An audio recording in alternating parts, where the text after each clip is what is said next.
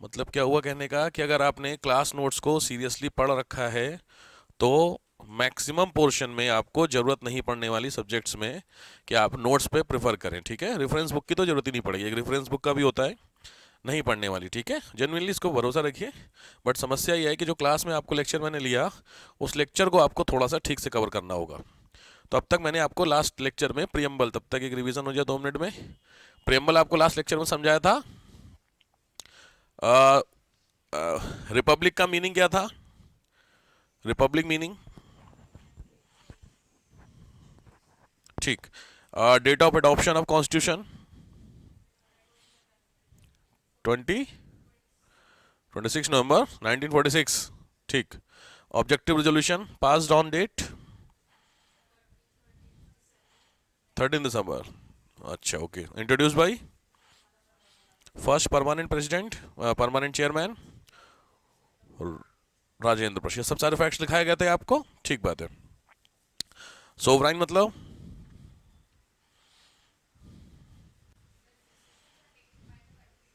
Bill. Type of justice, 3 type of justice.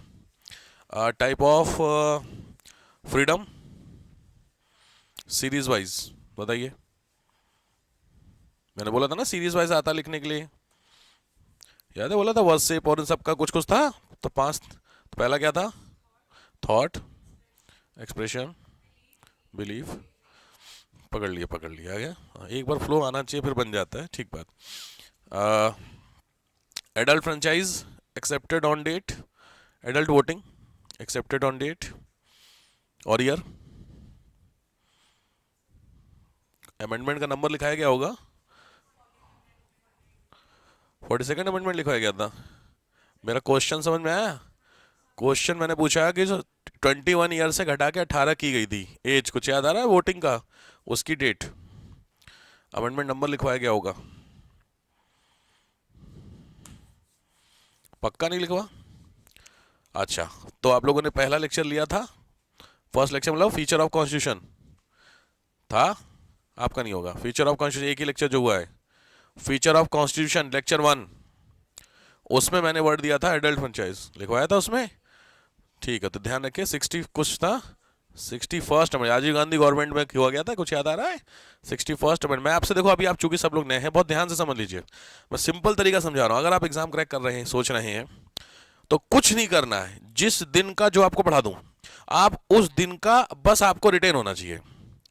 इसीलिए आपको अच्छी बात ये हो रही है कि आपको एक दिन का गैप मिल जा रहा है। आज के लेक्चर के बाद आप परसों मिलेंगे, तो लॉजिक एक दिन का गैप है आपके पास। तो उस गैप में आज वाली चीजों को बस आपको समझ लेना है। अगर इतना आप कर लेंगे, मैं बिलीव मानिए आपका मतलब 6 से 8 महीने में काम बन जाएगा।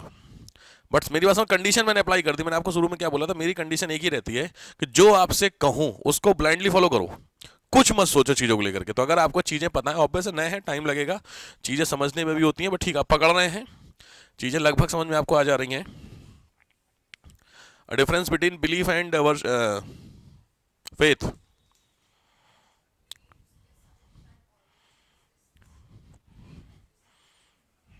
डन।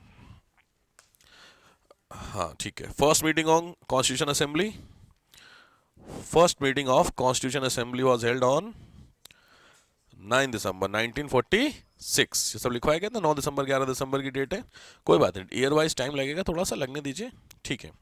अब मैंने कुछ आपको लिखने के लिए भी दिया था, पॉलिटी में कोई सेक्शन लिखने के लिए दिया था कि आप कवर करके लाएंगे समथिंग,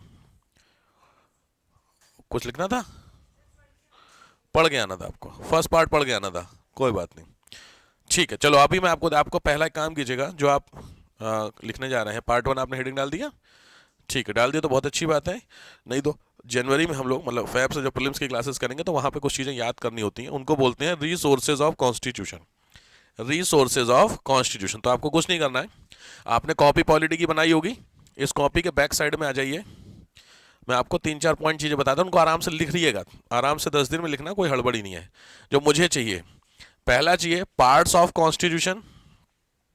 पार्ट्स ऑफ कॉन्स्टिट्यूशन की लिस्ट आपको सीधे अवेलेबल है, पार्ट्स ऑफ कॉन्स्टिट्यूशन, ठीक है। कॉन्स्टिट्यूशन जैसे गूगल करेंगे तुरंत आपको पार्ट्स लिख के आ जाएंगे, ये पार्ट्स होते हैं, टोटल 22 पार्ट्स हैं। तो आपको इधर पार्ट 1 क्या कहता है, पार्ट 2 क्या कहता है, क्लियर हो गया, सीधे मिलेगा गूगल पे। दूसरा आपको कवर करना है resources of constitution. Resources of constitution मैंने बताया था, दुनिया भर के बहुत सारे कॉन्स्टिट्यूशन से हमने अपना कंटेंट उठाया था। मैं आपको एक दिखा देता हूँ लिखना क्या है आपको है। वैसे नोट्स में अवेलेबल है, ये प्रिंट आउट में जो आप मिलेगा उसमें है, सारा कुछ है, बट मैं चाहता हूं कि थोड़ा सा ना खुद से मेहनत कीजिए। रिसोर्सेज ऑफ कॉन्स्टिट्यूशन, ध्यान से समझिए। रिसोर्सेज ऑफ कॉन्स्टिट्यूशन को हमने कहां से उठाया है? तो ये आपके जैसे दुनिया भर, मैंने उस दिन भी आपको एक बताया था कि हमारा कॉन्स्टिट्यूशन बनने में 2 साल 11 महीने 18 दिन लगे थे, तो कुछ तो हुआ था। तो ये हुआ था यूनाइटेड स्टेट्स ऑफ अमेरिका से हमने ये उठाया है, समझ में आ गया। यूके से हमने ये उठाया, कनाडा से, आयरलैंड से, फ्रांस, ये सब हमने उठाया हुआ है। तो आपको क्या करना है, बस इसको हेडिंग डाल के उसके नोट कर लीजिएगा। इसका क्या मतलब होता है वो आने वाले लेक्चर्स में सब कवर होगा आपका, ठीक है। प्रियम्बल, आप जैसे उनको बहुत फेमस क्वेश्चन, जैसे प्रियम्बल आपने पढ़ा, तो concept of preamble was taken by, ये प्रीलिम्स का इतना फेवरेट क्वेश्चन है। अब प्रीलिम्स का जो कॉन्सेप्ट, मतलब ये प्रियम्बल का जो कॉन्सेप्ट है, ये हमने कहां से उठाया है? यूएसए। अब बात समझ में? अब जैसे आप पढ़ेंगे फॉर्मेशन ऑफ न्यू स्टेट्स, आज से पढ़ना है आपको, या फिर आप इमरजेंसी पढ़ेंगे या कुछ भी पढ़ेंगे, प्रेसिडेंट पढ़ेंगे, पीएम पढ़ेंगे, ये सब कहीं ना कहीं से हमने अडॉप्ट किया है, ठीक है, जनरली यहां से चीजों को लेकर के, ठीक है। देखो फंडामेंटल राइट्स हो गया। अब प्रेसिडेंट वर्ड सुना होगा आप लोगों ने, देखो इसमें लिखा है फंक्शंस ऑफ प्रेसिडेंट, तो जो प्रेसिडेंट का हिसाब किताब कहां से उठाया गया? यूएसए। अब है समझ में? तो ये सोर्सेज ऑफ कॉन्स्टिट्यूशन है, इसका प्रिंट आउट अवेलेबल है नोट्स में, बट मैं चाहूंगा कि आप लोग अपनी कॉपी में लिखिए इसको, ठीक है। तो ये हो गया पहला। दूसरा सोर्सेज। तीसरा लिख लीजिए शेड्यूल्स ऑफ कॉन्स्टिट्यूशन, शेड्यूल्स, अनुसूचियां, शेड्यूल ऑफ कॉन्स्टिट्यूशन। और फोर्थ होता है, वैसे पार्ट्स में कवर हो जाएगा, वह आर्टिकल वाइज है, ठीक है, डन। बस ये 3 चीजें हैं, तो इनको आराम से करिएगा, 1 2 3 दिन जितना आपको टाइम लगता है, टेक योर टाइम, और लिख करके फिर आराम से एक प्रॉपर नोट्स बना लीजिए। बस फिर बोल रहा हूँ, बहुत ज़्यादा मेहनत नहीं, बस उतनी मेहनत कर लीजिए जितना आपसे कह दे रहा हूँ, बस दैट्स इट। चलो, अब जब आप कॉन्स्टिट्यूशन के पार्ट्स पढ़ेंगे, मैंने उस दिन भी आपकी चीज़ समझाई थी, क्या कि जैसे कॉन्स्टिट्यूशन क्या होती है, एक बुक होती है ना, तो उस बुक के अंदर के चैप्टर्स होते हैं। तो आज से हम लोग चैप्टर 1 स्टार्ट करने जा रहे हैं, ठीक है। तो जो चैप्टर 1 होता है उसी को क्या डिनोट करते हैं? पार्ट्स के नाम से डिनोट करते हैं, ठीक है। तो पहली हेडिंग डाल दीजिए, पार्ट्स ऑफ कॉन्स्टिट्यूशन में फर्स्ट पार्ट को आज कवर करेंगे। पहला पार्ट है आपका part 1।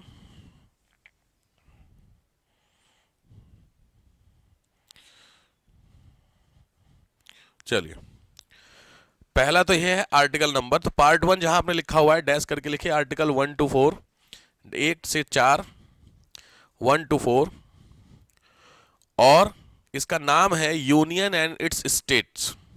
Union and it's state, ये नाम है चैप्टर का, ठीक है। तो इसके अंदर आपको समझनी होंगी चीजें क्या होती हैं। तो सबसे पहले तो सामने आपके आपके चारों आ गया। पहले हमें क्या समझना होता है? बुक इस बातें, फिर समझेंगे प्रैक्टिकल बातें। अच्छा, एग्जैक्टली होता गया, ठीक है। तो बहुत ध्यान से देख लीजिए। Article 1, define India as the union of state. Simple है, डैश करके लिख लीजिए, पूरा कॉपी नहीं करना, मैं आपको लिखवा देता हूं। Article 1 dash, definition of union, definition of union.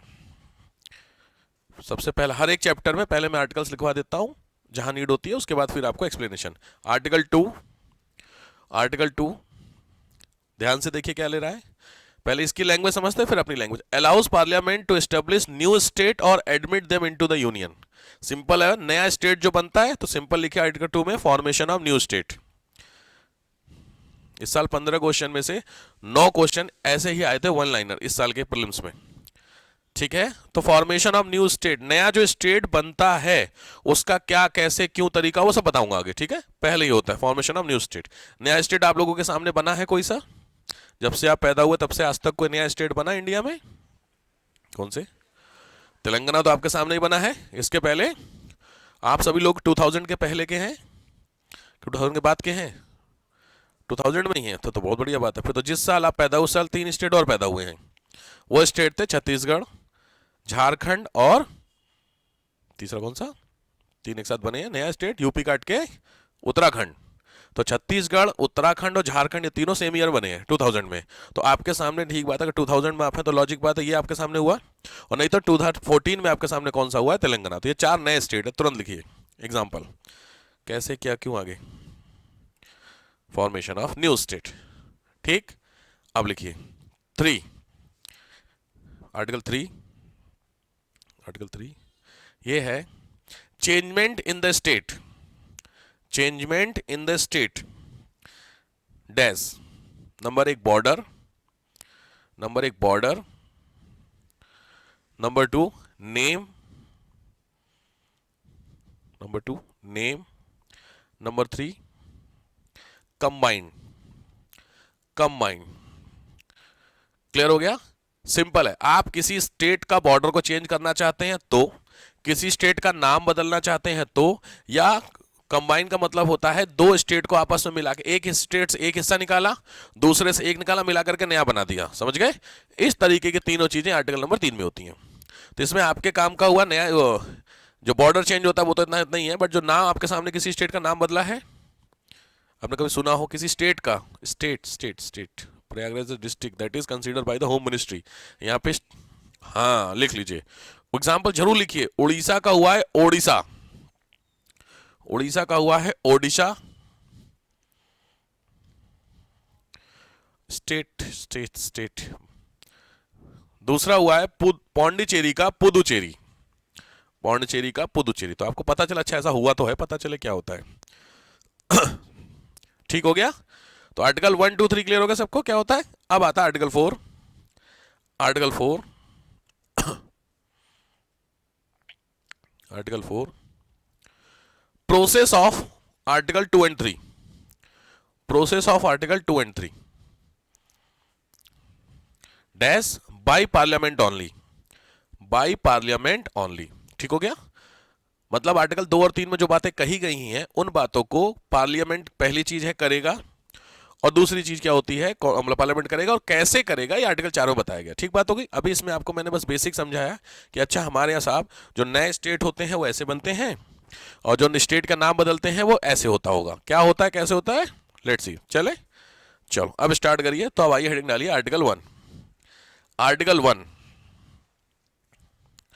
Article 1, article 1 में आपके सामने दो चीजें, पहले मैंने आपको आर्टिकल 7 में आर्टिकल सामने रखिए, आपको आर्टिकल 1 में एक चीज लिखाई हुई है, वो दिख रहा होगा यूनियन ऑफ स्टेट्स, या डेफिनेशन ऑफ यूनियन दिया है ना, ध्यान से, बहुत ध्यान से समझिएगा, मैं मिटाऊंगा नहीं, रेज नहीं करूंगा फिर आपके सामने एक इंडिया का मैप दिख रहा है आपको, देखो ध्यान से। यहां पे दो चीजें होती हैं, एक वर्ड होता है यूनियन, एक वर्ड होता है फेडरल। बहुत ध्यान से पहले समझ लो फिर आप समझना लिखना। मतलब यूनियन और फेडरल में डिफरेंस क्या है? हम यूनियन है, अमेरिका फेडरल है। ठीक है? दोनों में क्या डिफरेंस होता है?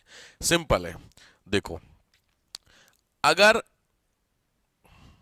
ये सारे स्टेट, मान लीजिए 3 स्टेट हैं, इन्होंने मिल करके एक बड़ा स्टेट बनाया, कंडीशन 1, आपस में मिल गए एक कंट्री बना दिया। दूसरी कंडीशन है कि एक आपका बड़ा ऑलरेडी था, उसमें से 3 नए स्टेट निकले, ये कहलाती है कंडीशन 2, ये कहलाती है कंडीशन 1। डिफरेंस समझ में आ गया? लॉजिक है इसका, कुछ तो मतलब होगा। तो इसमें कहने का मतलब क्या हुआ कि कंडीशन 1 और कंडीशन 2 में एक हुआ आपका कि सब ये लोग मिल करके उसको बनाएं, और दूसरे में है कि उसमें से वो सारे निकल करके बने। कुछ डिफरेंस हो रहा होगा? सिंपल है, जो कंडीशन 1 है वो कहलाती है यूनियन, ओ सॉरी फेडरल। बहुत ध्यान से, कंडीशन 1 जो है वो क्या कहलाती है आपकी? फेडरल। और जो कंडीशन 2 है वो आपकी क्या कहलाती है? यूनियन। कैसे? इसका मतलब हम लोग यूनियन होंगे, अमेरिका फेडरल, तभी तो मैंने वर्ड यूज किया। ध्यान से समझना पहले इसका मतलब क्या है। इसका मीनिंग ये हुआ, अमेरिका में आपको पता होगा अमेरिकन रिवॉल्यूशन 1789 में अमेरिका रिवॉल्यूशन हुआ था, अमेरिका की क्रांति। उस समय अमेरिका के 11 स्टेट थे, उन 11 स्टेट ने मिल करके एक डिसीजन लिया कि हम लोग एक कंट्री को बनाएंगे। ध्यान से, इन 11 स्टेट ने मिलकर के डिसीजन लिया कि हम एक क्या कंट्री बनाने जा रहे हैं, और इन्होंने मिलकर के कंट्री बनाया, उसका नाम क्या रखा? अमेरिका। बट इस अमेरिका को आप लोग कॉमनली क्या बोलते हैं? तो यूएसए का मतलब भी पता ही होगा आपको, यूनाइटेड स्टेट्स। अब आया समझ में? तो ये सारे स्टेट आपस में क्या हो गए थे? यूनाइटेड हो गए थे। कौन से स्टेट? ये 11 स्टेट। क्लियर हुआ? तो इस हिसाब से ये स्टेट आपस में मिलकर के जब एक कंट्री को बनाएंगे तो वो हिस्सा क्या कहलाएगा? फेडरल। इस सिचुएशन में लॉजिक बात है, ये जो 11 स्टेट मतलब ये सारे जो 11 स्टेट थे, 7 8 9 10 11, इन 11 स्टेट ने मिल करके एक स्टेट बनाया, तो लॉजिक है इन दोनों में ज्यादा पावरफुल कौन होगा? बोलिए आपके हिसाब से। एक ये जो यूएसए है ये कहलाया सेंटर, केंद्र इसको बोलते हैं, और ये क्या कहलाया तुम्हारा? स्टेट्स। अभी हमारे यहां भी तो यही है। तो इन दोनों में से ज्यादा पावरफुल होगा स्टेट्स। क्यों होगा स्टेट्स? क्योंकि इसने मिल करके उसको बनाया है। सिंपल है, ऐसे समझिए। जनरेट किसने किया? बाप और बेटा। बेटे को जनरेट बाप ने किया, लॉजिक है, तो ज्यादा पावरफुल कौन होगा? फादर। अब आया कुछ कुछ। तो सेम सिचुएशन है कि जो डिसीजन पावर थी वो इनके हाथ में थी, इन्होंने मिल करके उसको बना दिया, तो दिस इज कॉल्ड यूएसए का कंडीशन है। इसी का रिवर्स कर लीजिए। रिवर्स का मतलब था कि ये एक आपका क्या है? ऑलरेडी एक सेंटर है, और इसमें से सारे आपके क्या निकल रहे हैं? स्टेट निकल रहे हैं। इसका एग्जाम्पल भारत है। जब इंडिया बना था 1947 में, तब हमारे पास ऑलरेडी 14 स्टेट थे। ऐसा नहीं हमने मिलकर बना, 14 स्टेट ऑलरेडी थे, और इस 14 से बढ़ करके आज हम लोग कितने हो गए हैं? 28। तो लॉजिक बात है, 14 से 28 हुए ना, इसका मतलब है इसमें से निकल करके नए बने हैं कि नहीं बने हैं? कुछ को समझ में? इनिशियल बात कर रहा हूं। इनिशियली हमारे पास 14 थे, और ये बढ़ करके अब 28 हो गए। यहां पे इनिशियली 11 थे, इन्होंने मिल करके, तब 11 स्टेट के पहले यूएसए नाम की कोई अथॉरिटी नहीं थी, इन 11 स्टेट ने मिल करके एक अथॉरिटी बनाई, उसको यूएसए बोला गया। ठीक बात है। तो इस सिचुएशन में अगर मैं बोलूं, इस सिचुएशन में लॉजिक है ज्यादा पावरफुल कौन होंगे? ये होंगे। इस सिचुएशन में ज्यादा पावरफुल कौन होगा? ये होगा। तो अब अपनी बात करते हैं, हमने किसको चुना? तो हमने यूनियन को चुना। ठीक है, उसके पीछे बहुत सारे रीजंस थे, वो आगे जानोगे। लॉजिक बात है, इन दोनों सिचुएशन में अगर ये ज्यादा पावरफुल हुआ, इसका कल को क्या मतलब निकल सकता है कि अगर इनके स्टेट्स चाहें तो यूएसए से अलग हो सकते हैं। पॉसिबिलिटी है भाई। जब 11 स्टेट मिलकर के एक बना सकते हैं, तो 11 में से एक बोले हमें नहीं रहना, हम जा रहे हैं, पावर तो उसके हाथ में है, तो पॉसिबिलिटी है। अब यही सिनेरियो आप इंडिया का हिसाब लगाइए कि इंडिया के 28 स्टेट में से एक स्टेट बोल देता है कि मेरे को बाहर निकलना है, तो आप समझ सकते हैं कितनी सिचुएशन खराब हो सकती है। दिक्कत है। अमेरिका के पास इसका मतलब है क्या सर? अलग होने की क्षमता है, पावर है? तो आंसर है यस। मतलब अमेरिका के जो स्टेट हैं वो सेपरेट हो सकते हैं। आंसर क्या है? यस। बट वहां पे जो सुप्रीम कोर्ट है उसने इस चीज पे मनाही कर रखी है, स्टे लगा रखा है। नहीं तो अमेरिका का कोई भी स्टेट जो होगा वो क्या हो सकता है? सेपरेट हो सकता है। हमारे यहां ये सिचुएशन नहीं है, क्योंकि हमने जो कॉन्सेप्ट उठाया किसका?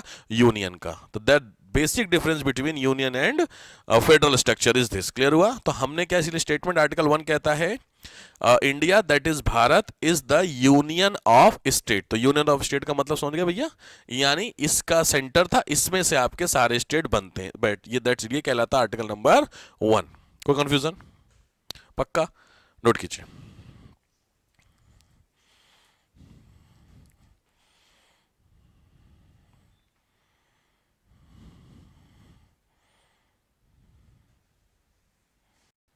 तो आपके सामने ये एक इंडिया का मैप दिख रहा है। इस मैप में लॉजिक बात है, आपके सामने स्टेट्स हैं। अच्छा, एक और चीज आ गई। आपको स्टेट्स की कैपिटल याद है? क्लास 6 में आई थिंक बच्चों को क्लास 4 5 में याद कराई जाती है। याद है स्टेट की कैपिटल? तो आपके चांसेस इसमें थोड़े से हैं फंसने के। कहां पता है? नॉर्थ ईस्ट में। मेघालय, मणिपुर, मिजोरम दिख रहा है, नागालैंड, आपके यहां पे फंसने के चांसेस हैं, या फिर साउथ इंडिया में। तो लॉजिक बात है, साउथ तब भी कवर होता है, थोड़ा नॉर्थ ईस्ट आपका दिक्कत करता है। ठीक है, याद है आप लोगों को कैपिटल? मेघालय की बताइए, पूछ लेते हैं। मेघालय की बताइए। नहीं आइडिया किसी को? नहीं आइडिया मेघालय? देखने की नहीं हो रही? अच्छा, देख के बता रहे, बड़े बदतमीज है सब। देख के बता दे फिर बता देंगे, चलो कोई नहीं, अब बदले। अब बताइए। नागालैंड की? कोहिमा। मिजोरम की? इम्फाल किसकी है फिर? इम्फाल मणिपुर की है। ठीक है। मिजोरम की आइजोल। अरुणाचल की? ईटानगर। ठीक है। और त्रिपुरा की? अगरतला। तो ये आपके 7 हो गए, प्लस एक और होता है, ध्यान रखना। अरे एक तो इतने रिमोट है ना, पता नहीं कौन सा दब रहा है यार। ध्यान से समझिए। ये है आपका इंडिया में जो स्टेट्स होते हैं, तो पहला जो काम आपको करना है, लॉजिक है, वो जो हिस्सा आप देख रहे हैं उधर साइड वाला पोर्शन, नॉर्थ ईस्ट वाला, वो नॉर्थ ईस्ट में बहुत ध्यान से, क्योंकि जो प्रीलिम्स होता है उसमें जो क्वेश्चन बनते हैं, एक मिनट, ये वाला जो पोर्शन आप देख रहे हैं, ये हिस्सा जो होता है, ये होते हैं सेवन सिस्टर, इनको बोलते हैं, ठीक है। अच्छा, सेवन सिस्टर प्लस वन का सीन चलता है, और वन है आपका सिक्किम, ठीक है। सो 7+1 का ये सीन होता है, 7 सिस्टर प्लस 1 में। इसी में यहां पर एक कई जगहों पर जब पॉलिटी पढ़ेंगे तो आपको एक वर्ड मिलेगा, उस वर्ड को बोलते हैं चिकन नेक। चिकन आप लोगों ने देखा है, चिकन कटते हुए देखा है? नहीं देखा होगा। इमेजिन करिए, चिकन की गर्दन तो होती होगी, उस गर्दन को जनरली जब काटा जाता है तो नॉर्मली अगर ऐसे उसकी होती है, यहाँ पर चोंच वगैरह होती है और इस तरीके से बॉडी होती है, तो इसकी गर्दन को थोड़ा सा बेंड करते हो, यहाँ पे कट मारते हैं, तो जैसे ही गर्दन अलग होती है वैसे चिकन खत्म हो जाता है। इसीलिए अब इस मैप में आइए, इस मैप में ये वाला जो पोर्शन आप देख रहे हैं, ये हिस्सा, ये इन दोनों के बीच का क्या है? चिकन नेक है। इसीलिए जो चाइना है, पाकिस्तान है, बांग्लादेश है, म्यांमार है, उन सब की नजर इस हिस्से में सबसे ज्यादा है। आप देख रहे एक तरीके के नेक का स्ट्रक्चर दिख रहा है कि नहीं, मोटा मोटी ऐसे करके, ये हिस्सा देखिए ऐसे करके दिख रहा है, ये इतना पतला सा है, इसीलिए अब हटा देता हूं, आप समझेंगे। आप देखो कितना पतला सा आपको दिख रहा है। ये हिस्सा किसका है? वेस्ट बंगाल का। और वेस्ट बंगाल में किसकी गवर्नमेंट है? दीदी की। समझ रहे? दिक्कत यहां पर ये हो रही है क्योंकि गवर्नमेंट यहां बैठी है दिल्ली, और यहां से यहां के लिए अगर आपको देखना है तो गवर्नमेंट अगर किसी रीजन से हमारे जो एनिमीज कंट्री हैं वो यहां पे ब्लॉकेज कर दें, तो लॉजिक बात है जितनी भी फैसिलिटीज होंगी जो यहां से मेन सेंट्रल लैंड से उधर जाते हैं वो रुक गई, और रुक गई तो पूरा नॉर्थ ईस्ट हमसे कट जाएगा। इसीलिए गवर्नमेंट के लिए जो सबसे इंपॉर्टेंट थ्रेट होती है वो इस चिकन नेक को बचाना होता है। इसको सिक्कम कॉरिडोर भी बोलते हैं। कॉरिडोर सुना होगा? तो सिक्कम कॉरिडोर यही होता है। तो गवर्नमेंट की इसीलिए यहां पे बाकायदा आपने वर्ड सुना होगा, एक अलग से फोर्सेस काम करती है विच इज कॉल्ड आईटीबीपी। सुना है? Indo Tibet border police. ये आईटीबीपी स्पेशली यहां के लिए बनाई गई है। इसको चिकन नेक, ठीक है, ये आईआर में पढ़ोगे, जब आईआर वगैरह सुनोगे, इंटरनल सिक्योरिटी टॉपिक होता है, उसमें से कवर आप करेंगे, समझ में आ जाएगा आपको। ठीक हो गया बात? खैर, तो आपको पहला काम क्या करना है यहां पे साहब, कि एक तरफ स्टेट और एक तरफ उसकी कैपिटल को लिख लेना है। नोट कर लीजिए, स्टेट और कैपिटल को कवर कर लेना है।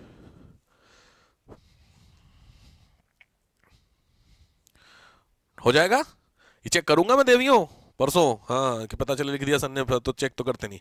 चलो नेक्स्ट आओ, हेडिंग डालो, मीनिंग ऑफ टेरिटरी।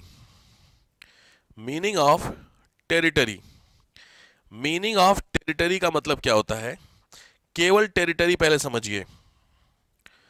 टेरिटरी, अगर आपसे पूछे इंडिया के मतलब क्या है, कि अगर आपने इंडिया में तो बोला, बहुत ध्यान से पहले समझ जाइए फिर लिख लीजिएगा। देखो, अगर आपसे पूछे what is the meaning of territories, तो इंडिया में टेरिटरीज की 3 मीनिंग होती है।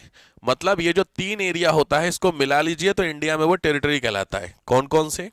सबसे पहले होते हैं आपके स्टेट्स, जितने भी राज्य हैं वो। दूसरे होते हैं UT. UT stand for union territory, ये 2 होते हैं। और तीसरा जो होता है इनको बोलते हैं एक्वायर्ड एरिया।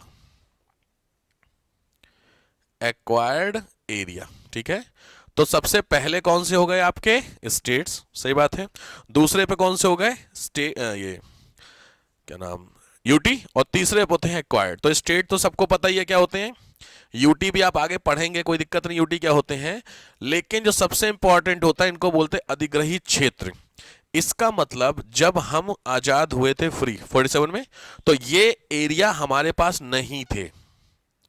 आज ये एरिया हमने उस एरिया का कब्जा करके, कैप्चर करके, कैसे भी करके अपने कंट्रोल में कर लिया है। तो उस हिस्से को क्या बोला जाता है? एक्वायर्ड एरिया कहलाता है। तो क्या इंडिया ने किसी देश के किसी हिस्से को कब्जे में किया है? क्या लगता है आप लोगों को? इतिहास ऐसा है भारत का कि भारत ने किसी देश को कब्जे में किया हो, अटैक करके, युद्ध करके या समथिंग? हाँ या ना? हाँ हाँ, लॉजिक समझिए, थोड़ा थोड़ा समझिए। इंडिया ने ऐसा हिस्सा किया था कब? जब हम लोग फ्री थे। तब ध्यान रखना, हमारे पास जब 47 में जब हम लोग फ्री हुए तो अभी भी हमारे पास दो बस्तियां थीं, एक थी पुर्तगीज की and other one is French. समझ गए? तो एक पुर्तगीज और दूसरी फ्रेंच, ये दोनों टेरिटरी हमारे पास ऑलरेडी थी जब हम 47 में फ्री होते हैं। तो उसमें से जो पुर्तगीज है वो ये है, प्लस यहीं पर छोटा सा स्टेट है विच इज कॉल्ड गोवा। ठीक, तो गोवा और दमन दीव, दादर नगर हवेली, ये दोनों किसके हाथ में था? पुर्तगालियों के हाथ में था जब हम फ्री हुए हैं। और जो फ्रेंच है वो किसके पास था? पुदुचेरी, पौंडीचेरी उनके पास था। ठीक है, तो फिर 1962 में, 1962 में इंडियन जो गवर्नमेंट थी उन्होंने पुर्तगीज गवर्नमेंट से बोला, क्योंकि अपना इलाका है ना यार, अब यहां पे पुर्तगालियों का स्टेट होगा, यहां पे फ्रेंच का स्टेट होगा, तो अजीब टाइप का नहीं देखने में लग रहा? तो सीधी बात है, छोटे छोटे फालतू की कॉलोनी, इससे अच्छा हमें देके आप जाओ यहां से। तो इन्होंने मना कर दिया पुर्तगीज ने कि हम नहीं देंगे, क्योंकि ऑब्वियस बात है इंडिया का अच्छा एरिया था। तो सीधी बात है, इंडियन गवर्नमेंट ने बोला देखो प्यार से कह रहा हूं, नहीं तो फिर क्या लड़ना पड़ेगा आपको, वॉर। तो मैं अपनी आर्मी भेज रहा हूं यहां पर, आप अपनी आर्मी लेके आओ और यहां पे लड़ो। तो पॉसिबल है नहीं, पुर्तगाली कहां पे, पुर्तगीज कहां पर है? तो इन्होंने सीधे सीधे हमें क्या कर दिया था? दे दिया था। ठीक है, तो ये जो एरियाज हैं, दमन दीव, दादर नगर हवेली और पौंडीचेरी, ये एरिया हमने किस में डाला है? एक्वायर्ड एरिया में डाला है। ठीक है, तो आपको अगर पता चले तो भारत, अगर बोलते हैं कि भारत या इंडिया वर्ड यूज किया, तो इंडिया में सबसे पहले टोटल स्टेट कितने हैं अभी की सिचुएशन में? 28 स्टेट हैं। यूटी कितने हैं? 8 यूटी है, और बाकी एक्वायर्ड एरिया अब कन्वर्ट किस में हो गया? या तो वो यूटी में है या तो वो स्टेट में है। तो अलग से कोई एक्वायर्ड एरिया राइट नाउ नहीं है, लेकिन किसी समय वो एक्वायर्ड एरिया था जो अभी कन्वर्ट हो गया किस में? स्टेट। जैसे गोवा किस में चला गया? स्टेट में। और बाकी दमन दीव ये सब किस में चले गए? यूटी में। सुन में? तो ये आपका कहलाता है इंडिया का टेरिटरी का मीनिंग क्या होता है। ठीक है, मीनिंग ऑफ टेरिटरी आपने लिखा है, क्लियर हुआ? इसका मतलब टेरिटरी का मतलब क्या हुआ, नोट कर लीजिए ये एरो में, और इसके आगे पॉइंट जरूर लिखना। एक्वायर्ड एरिया में गोवा, दमन दीव, दादर नगर हवेली, इनको एक साथ रखो, और पुदुचेरी,